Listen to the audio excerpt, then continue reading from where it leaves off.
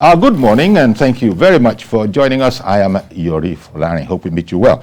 The political season is, quite frankly, rolling. As you know, there's been something of a alleged cat and mouse game between the ruling party and the main opposition, what with the adjusting their timetables. And so here we are. But to talk about that, because the stakes are very, very high, our guest this morning is Honorable Abdullahi Bello. Honorable Bello of Kogi State. He's a former speaker. Indeed, he is a former acting governor as well. Good morning to you, Honorable Bello. Good morning, Thank my you, brother. Thank you. Good to see you. Indeed. Same here. We're just looking at, because it's the only topic right now, you know, everywhere, the impending primaries, because we'll be knowing very shortly. Now, in your party, the APC, people feel that, well, in all political parties, there will be intrigues, and there are also stakeholders. So that's what we want to talk about. First of all, do you accept that there are intrigues? And let me tell you, thinking along those lines. For instance, you would have known me even before the papers published it, but the planned screening of the ruling party, according to a leading paper this morning, of former President Jonathan, CBN Governor Emefiele, for example, as well as people that have pulled out of the race at the instance of the president saying whoever was going to contest should pull out. All those people are going to be screened. First of all, as an insider yourself, as a stakeholder, what does all of that mean?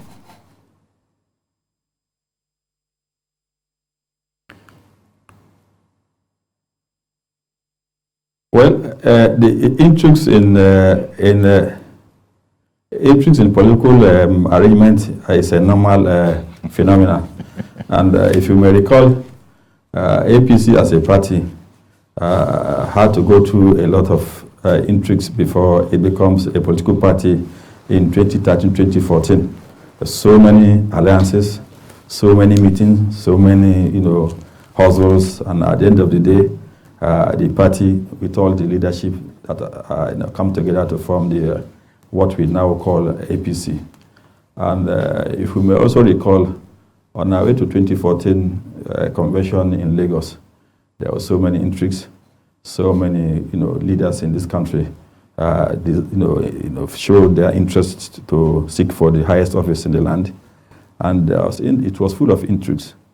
And in Lagos, I could recall that night on the eve of the National Convention, where upon General Buhari, then as he was, became elected as our flag bearer, there were a lot of intrigues throughout the whole night, which led to the primaries the following day, and he came on top. So we are used to intrigues in politics, especially when it comes to who gets what, how, and when. And to the present circumstance that face us as a party, intrigues are ongoing. We that are original founders of the party are well aware of the intrigues, but surely we are used to it, and we shall, by the grace of God, overcome the intrigues and come out with a better candidate choice that will lead Nigeria into the next phase of our political life. Thank you. And talking about these intrigues, stories that have since been debunked, officially debunked by the National Publicity Secretary, that was not adding to understanding. It was a bit confusing. Talking about, the party, this is maybe 5 days, 6 days, maybe a week ago, APC has zoned the presidency away from the South, away from the South. That has since been debunked, that there's no reason to do so. As you were saying, intrigues are not strange to politics, but it is confusing. Is it that the ruling party, like any other party, is not really interested at the moment in in having people understand particularly how we're going? And what are the dangers to the stakeholders in being plain, straightforward, and clear?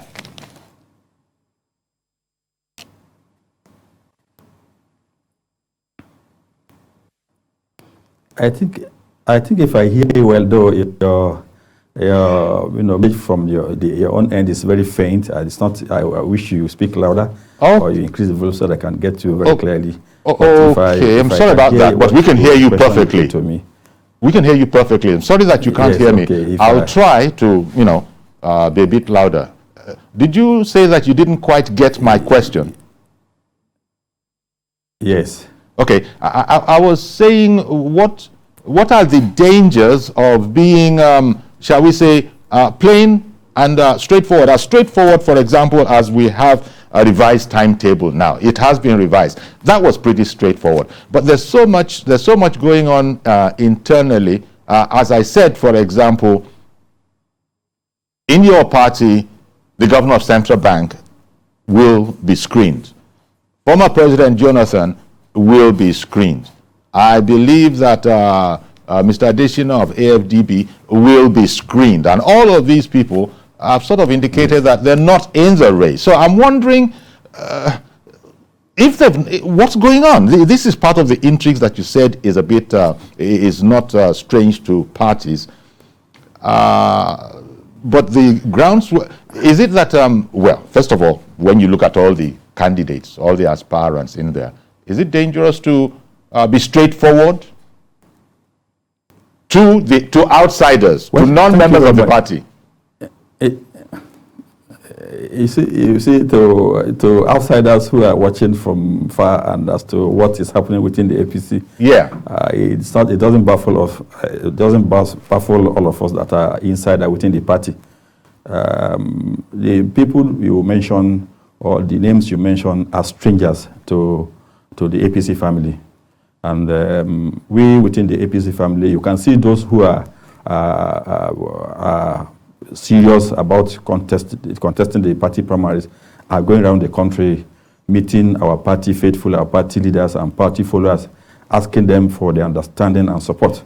As we head towards the APC primary, we can categorize some of our Zoom presidential aspirants into 3 categories of people.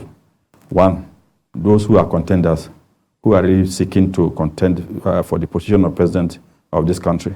And we have people that can be categorized as pretenders, that are not serious, just had the money to pick nomination form and list their name as being a presidential aspirant. And we have those who are just spoilers, those who believe that they have the money to constitute themselves as a spoiler in the process. But then, having said so, we within the party that are members of this party since, when it was formed back in 2013, 2014, we know those who are serious within the party. We know those who have done good, who has contributed much to the party. And we are resolute behind, if we have a very free and fair party presidential primary, we know who among these who has obtained a form that the party leaders and party followers who wish and like to work seriously towards to ensure that such character emerge as our presidential flag bearer in the 2023 general election. Okay, take the method of the primaries, for instance. You can go either direct, indirect, or consensus. Even if people are not talking about direct seriously, but indirect and consensus. Apparently, within the party, there are those who also flew the kite of consensus, and not everybody in the party is down with that. What would be your thoughts on that particular question as to how to go, especially when you look at the reduced number of delegates and consequently delegates' votes, with the numbers of delegates now reduced to what? Somewhere in the region of 2,300, down from around 7,800 before. Good. If you, as I have earlier mentioned, if you recall to 2014 presidential primaries in Lagos, on the eve of that primary, there was a meeting, consultation among the leadership of the party. People were asked to discuss the issue of consensus. But at the end, when all the aspirants then refused to concede to each other, they were asked to go to the field. And they went to the field, and President Buhari emerged as the winner of that primary in 2014 in Lagos. So it will not be strange if the matter of consensus is being discussed at this level. It depends on whether those who have obtained form will agree to step down for any of his fellow aspirants. So if in the event that one or two or three of them still remain in the race on the eve of the primary, surely we shall be heading to the field to elect who will be our flag bearer in the next election. As to the reduced number of delegates, well, we are preparing all along for a situation whereby if delegates are about 7,000 or 8,000 as it should have been, what are the kind of things we should do during the election. And we equally envisage a situation where this scenario, as it is now, could occur. And we are putting a lot of measures on ground to ensure that we have a very successful presidential primary by the grace of God this weekend. Okay. So it is not strange. If the voters are one, we approach them in this manner that will have, approach those who, if they are in multitude, if there are many. So we are talking all over the country to the leadership of the party. So to ensure that those who are designated as delegates know exactly what to do and to elect those who has contributed much into the party to make the party so successful to this level. So we have done our best, and we believe that our leadership across the nation and the followers of the party will listen to our message, and surely a better candidate will come out successful in the convention by this weekend. Okay. Honorable Bello, 1 second, please. I've got to go on a quick break. Please stay with us, and we'll be right back. Okay, welcome back, and we're having a conversation with Honorable Abdullahi Bello, former Speaker of the Kogi State House of Assembly. He also is a former acting governor, having acted on behalf of his principal in the past. So, Honorable Bello, back to you. You said that the, shall we say, stakeholders, high-ranking officers, all of you have done your very best. It's now up to, the leaders to, not that you use the exact words, do the right thing. But I wanted to come in on that. Because you have said in the past that one of the challenges you see facing us is that leadership is in short supply. You said that in interviews in the past. I don't believe anything has changed. So I was going to ask, how optimistic are you that, how optimistic can you be in the light of that belief that you had expressed in the past? The problem of leadership in Nigeria. Yes, thank you for this question, the issue of leadership. Leadership is key in all circumstances all over the world. Even before democracy, leadership is key to development of any society, of any nation. If we take the Asian issue, for instance, the Chinese, the Americans, the British, and the French, or the Italians, or even presently, as we have seen, the Russians, leadership is key.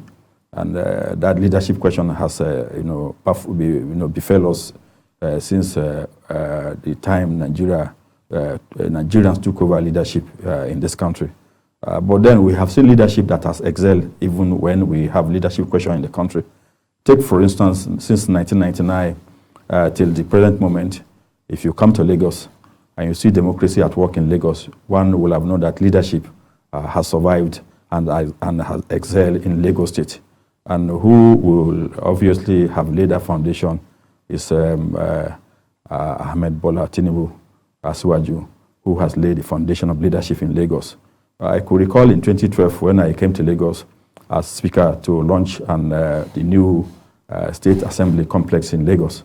you can see leadership, you can see governance working, you can see all facets of governance working in Lagos. And I made a statement that time that if democracy will survive, definitely it will be based on the achievement that's been recorded in Lagos. And Lagos has not stopped from its development stride. And it was as a result of leadership that has laid that foundation. And today, it is good, and I'm happy that we are talking about the issue of leadership. And Ahmed Bola Tinubu is alive and pointing to the fact that he wants to lead the entire country.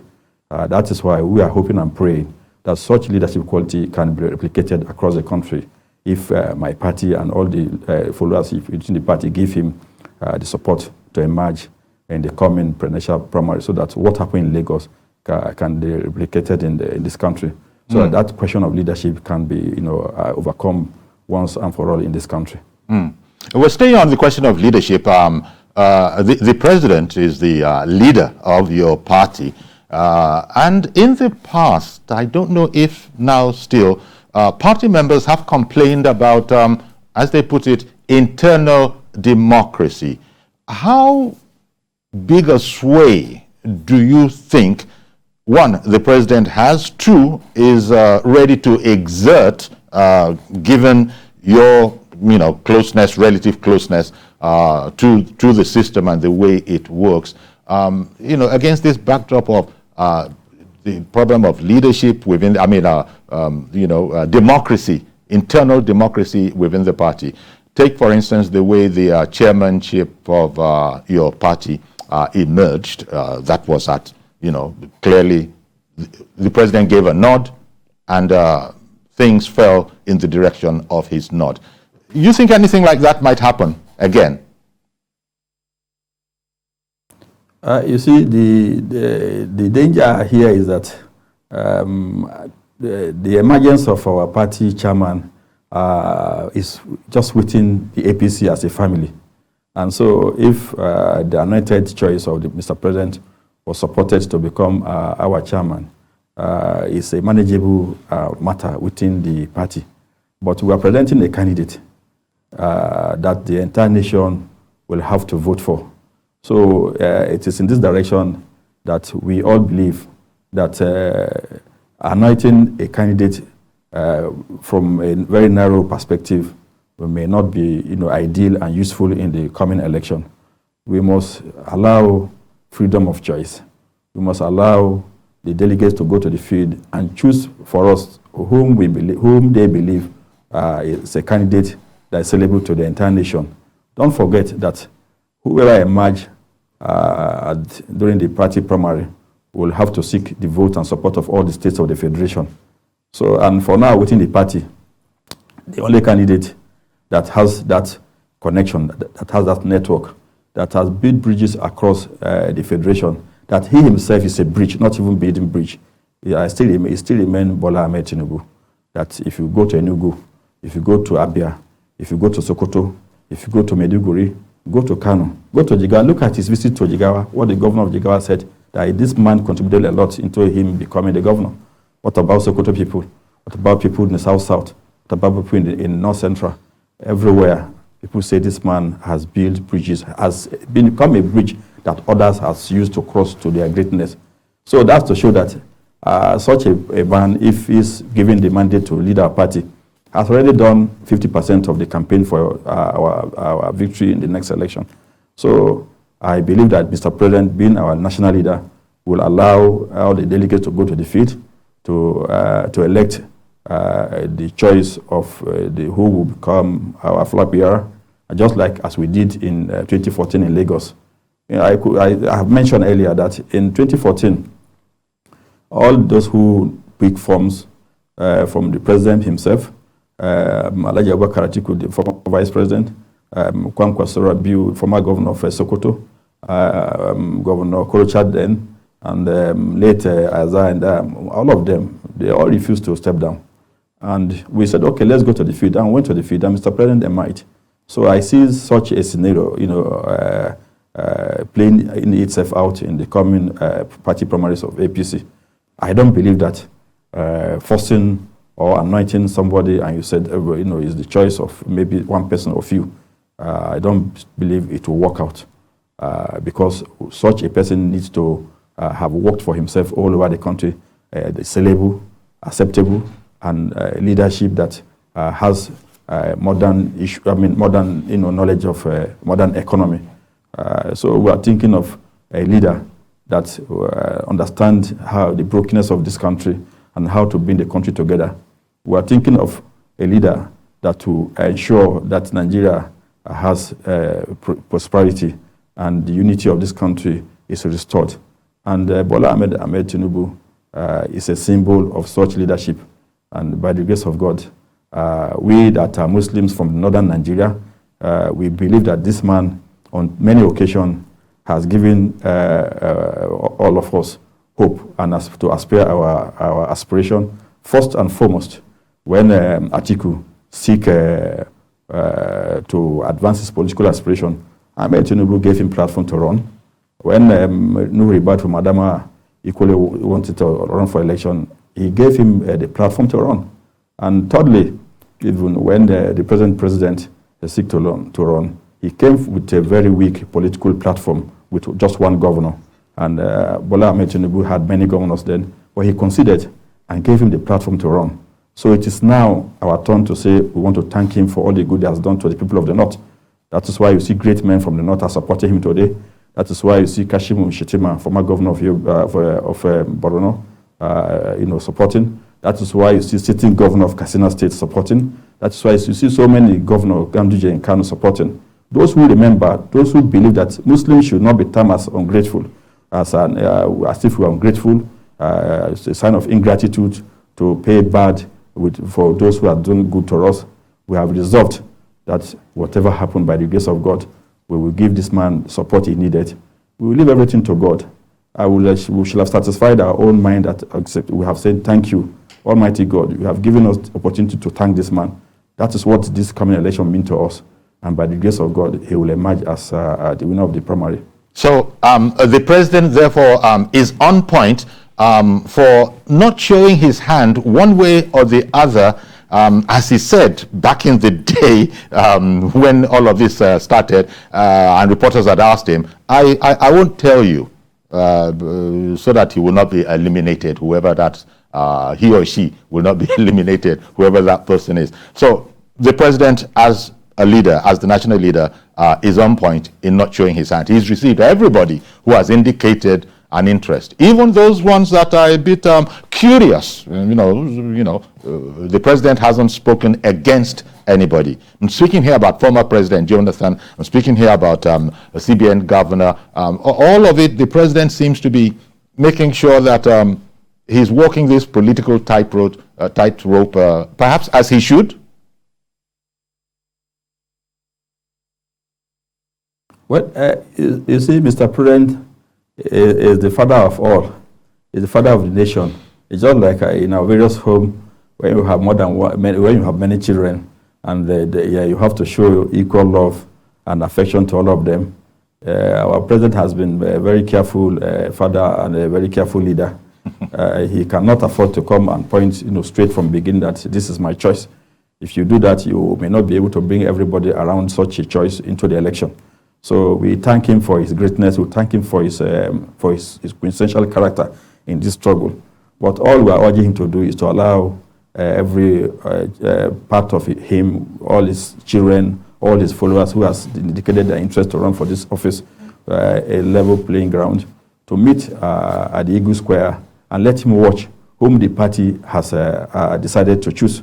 And it is there we now own up such a candidate and begin to canvass for the support of all Nigerians for the election. I believe the president will be a very nice and accommodating father, will allow the principle of fairness to play at this critical moment of our political struggle, so that whoever emerge, everybody will have seen that such a person emerged to a very, very decent and acceptable party primary, so that we'll have a very successful campaign and win the next election without any difficulties. Thank you very much, Honorable Abdullahi Bello. I think that's a fine place to leave it for now. Hopefully, we can still have a chat later on and subsequently from here. But thank you very much for coming on the program and sharing some of your insights with us. Thank you, and God bless you. God bless Nigeria. Thank you very much. Okay, stay with us, please. We'll be right back after this break. Okay, welcome back. Switching gears a bit, but staying with the same set, politics. My guest this time is Prince Adewale Adebayo. He is the SDP, Social Democratic Party presidential aspirant. Well, I shouldn't say because there are also two ladies in the race in that party. And I think one other gentleman, in addition to your good self. An eminent gentleman. Yeah, a professor. Yes, professor, yes. Okay, but here we're concerned about your aspiration, because you would be president.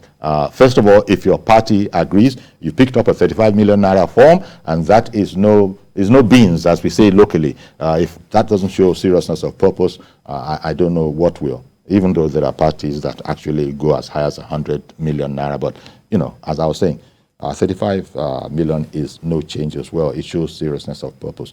Now, you would be president, Prince. It's like one, of course, is going to know. So, what can Prince Adebayo offer? What does he want to? What is he going to bring to it? And that's why you are here. Now, let me just kickstart it because you've said in the past that in our country, in our beloved country, we have many problems, but the solutions are known. And leadership has consistently shied away from those solutions. Would you like to elaborate? Thank you very much. First, we have problems that are human problems. They are not natural problems. There are some countries that their problems are natural, not human cause. I lived in California for many years. We will have 7 years of drought, no matter what we do. You have the best hydrologists who cannot escape it. Mm-hmm. In Nigeria, no natural problem. Now, in economics, the whole idea of economics, with all the books written on economics, is based on the principle of scarcity. That in an environment of scarce resources, you have to make economic choices. In Nigeria, no scarcity. Every developmental resource that we need is in abundance. There's no scarcity of human beings. There are some countries that want to develop, they have to import labor. We don't have to. They have to import food. We don't have to. They have to import water. We don't have to. So that's what I'm saying, that our problem, some countries have to import, the whole of politics, geopolitics of Europe, is that you have to import gas. That's why everybody's looking towards Russia, Ukraine, what happens. We don't have any of this. So it narrows down to one thing, that we have a leadership problem. Now, if you address that leadership problem, then you have solved all our problems. So you narrow it down to leadership. Now, what do you do about leadership? To change the leadership, you have to expand the leadership pool. You can't have 30 people who for 60 years have to choose themselves to become the leader of the country. And when you have done it, and people have forgotten your errors, they wait for some years. When people have forgotten your errors, they go and bring you back again. So we said, no, what you can do, if you want to change the country, and you know that leadership is the problem, then you need to put more people into the leadership pool. And how do you put more people in the leadership pool? You put them into politics. And you test them out about how they understand the issues in the country, how they understand the ideas, and they can start propounding solutions to them. Then you look at their life, if they live up to 40 years, then you look at what they've done with their life. Have they spent each decade or half a decade of their life wisely? When they were in school, were they good students? When they work, were they good workers? When they went to business, were they ethical? When they went to public service, are they efficient? Are they patriotic? Then you test them on whether they understand the issue at stake today. Mm-hmm. Then if you put all that together, then you can now choose them as a leader because you have nothing to lose. You have been choosing from that same pool. You've gone for experience. You've experienced a terrible experience.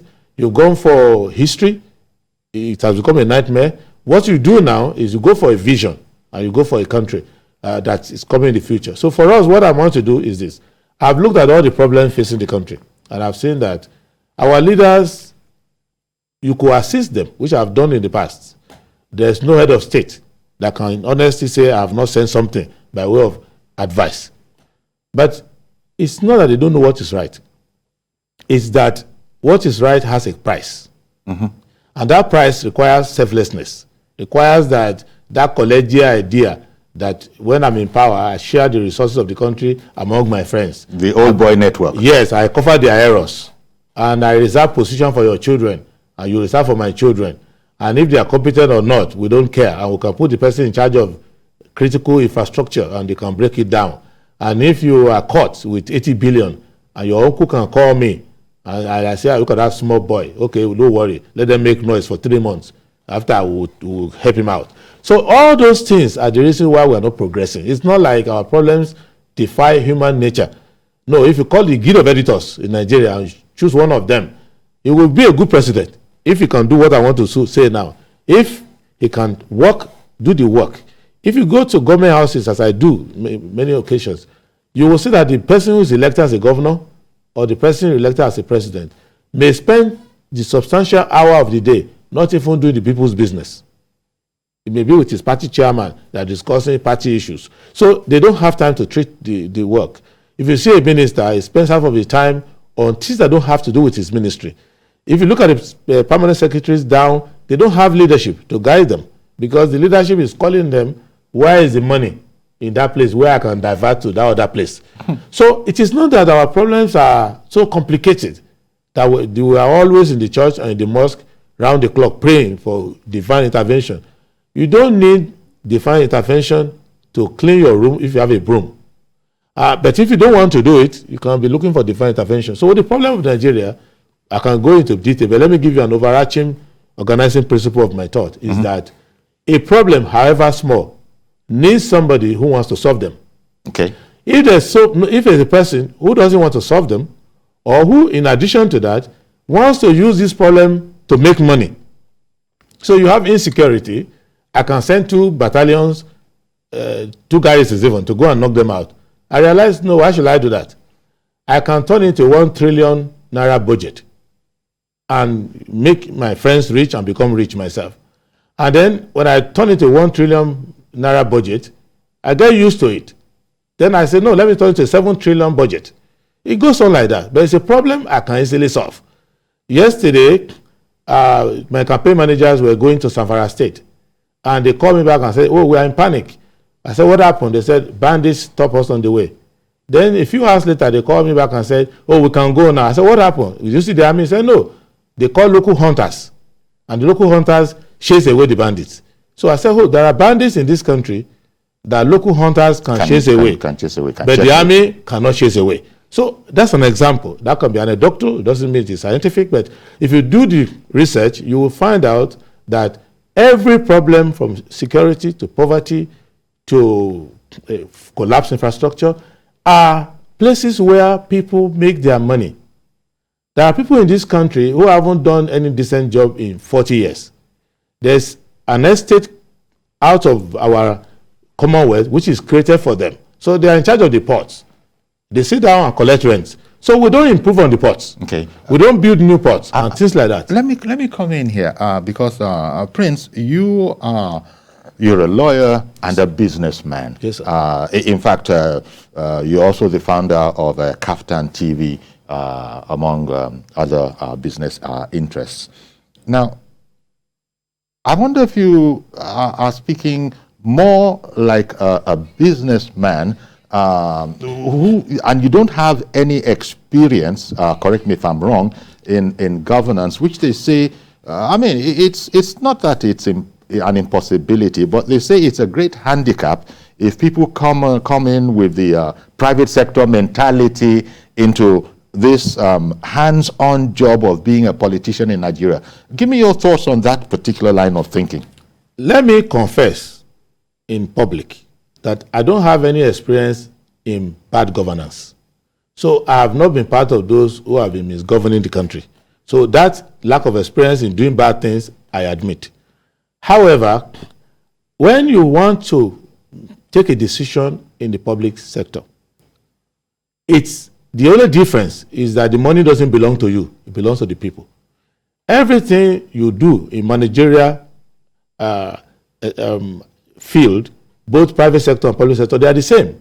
You can go to writers like Peter Drucker and all of that. I don't want to go academic. If I am managing this station, it's a private station. The same principle if it was a public station. Okay. Apart from the fact that maybe the profit interest or profit motive is downplayed. But if I need to provide electricity, I need to provide it. It doesn't matter whether I'm in government or outside.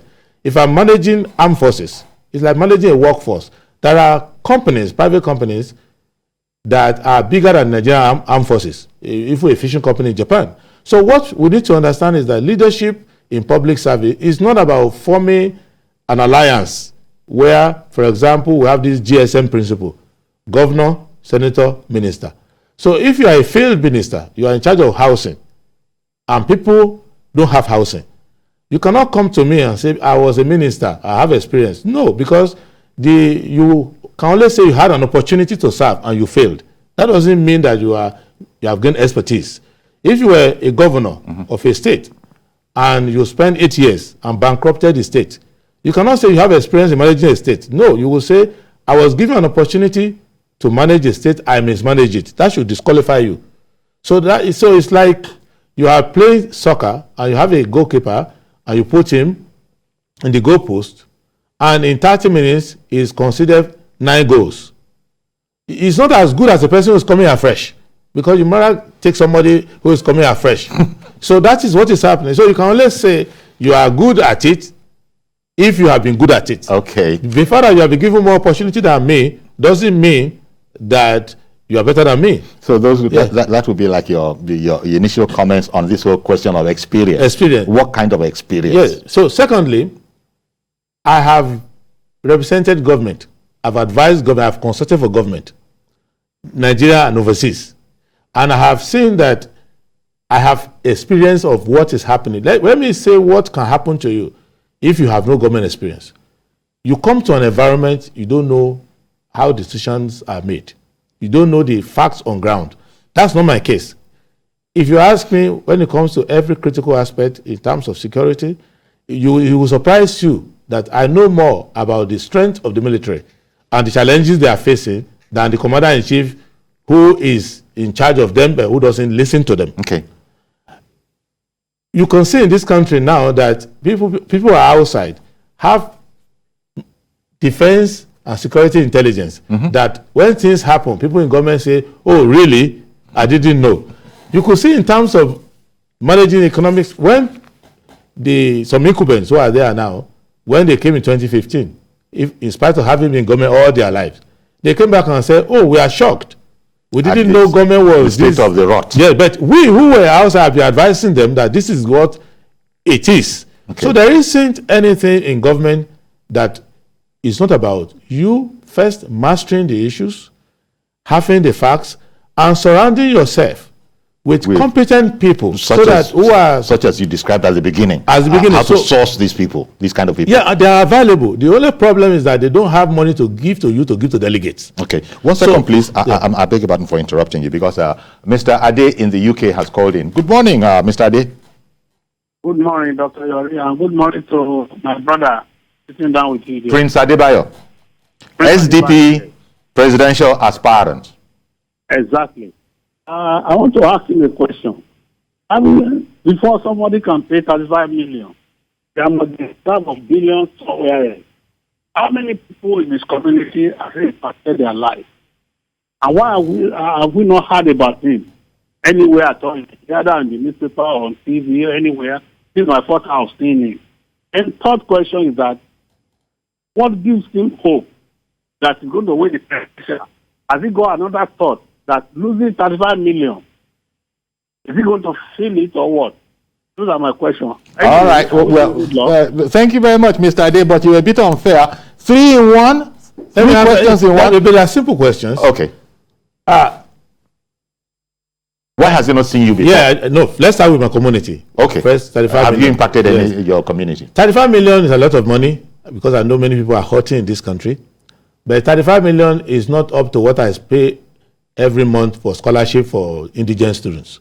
So it's not a problem. Every month? Every month. And I have employees who work for me. I have over 1,000 employees who work for me. So I think I have to pay their salary and they have to feed their family. So 35 million, I don't disrespect it. It's a lot of money. But it's not money that I will do a sign of the cross before I spend, because normally I pay salary of my workers. And you don't need supporters to come up with the money on No, your behalf. no, not at all. You actually pay for that out of your pocket? I pay for that out of my pocket, and I pay for so many things out of my pocket. Okay. If you look at the taxes, every year in my state, I get the Taxpayer of the Year award. And the governor of my state is an APC, it's not from my party. But every year, including this year, I got the Taxpayer of the Year.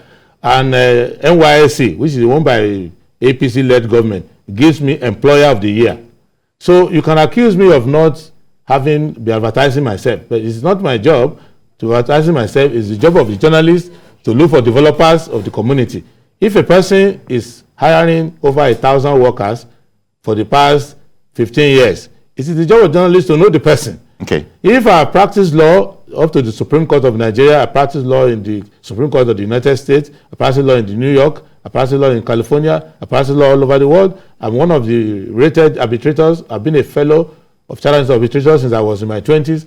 If all of that, it is for people who are in the media to search and criticize all of that. And if you Google my name, you won't have to struggle to know who I am. And I've been appearing on TV, giving opinion in this country since the year 2000. Okay, so I'm going to interrupt you. Yes. Because I did so because you spoke there about your experience with the law. Yes. And I was going to seize that opportunity to ask what your thoughts are about the state of the rule of law in this country.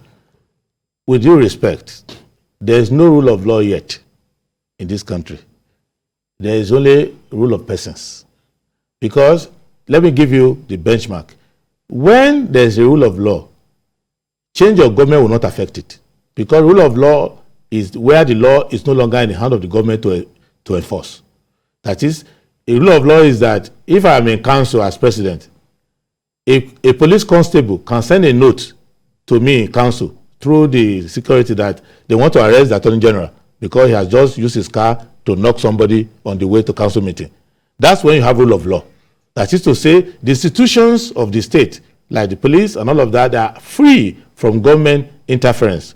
And that when I'm in government, I fear the police as much as a man who is selling oranges on the street. Okay. So that's when you have rule of law. So we will get there. It's a journey we need to get to, but we need to define it well. So when they say, for example, a certain president is helping us with rule of law, you don't have rule of law, because rule of law is not the party manifesto. Okay, 1 second, please, Yes. because I got to bring in a caller. Good morning, Mr. George. Good morning, Uncle Yori, and good morning to your guest. Okay, Prince Adebayo. Uncle Yori, I don't know if you will allow me to say something on the former topic before this one. Okay, but Yes, if you can be very I brief, wanted- please. Yes, I wanted to ask the gentleman you interviewed, because he said so many things that are strange. That whether, as he was talking on TV, whether they do speak like that to the president in the party. He's already left. That will be a topic for another day. The gentleman before you sounds very, sound in mind. But my question is, the party and the platform he's using. SDP does not control even one state in Nigeria.